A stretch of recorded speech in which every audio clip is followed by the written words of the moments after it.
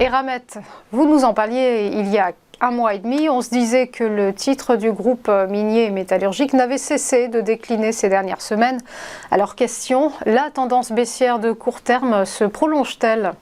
En tout cas, elle essaye de trouver quelque chose d'intéressant pour se stabiliser. Alors, il n'y a rien de fait encore, mais on voit que depuis quelques semaines, les cours évoluent autour de cette moyenne mobile à 200 périodes qui est maintenant plate, hein. Ils ont défini un petit intervalle d'évolution. Alors, petit intervalle d'évolution pour Eramet, car c'est un titre qui est, ma foi, tout de même très volatile, entre, on va dire, 91 et 85.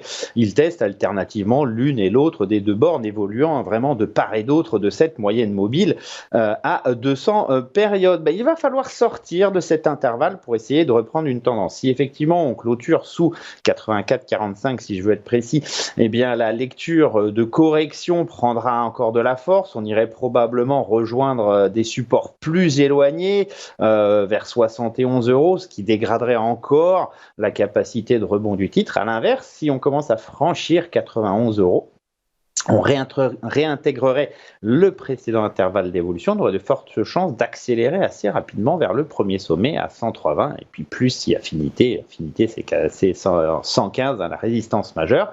En tout cas, un titre qui risque de décaler dans les semaines à venir, reste à attendre le signal pour savoir dans quel sens.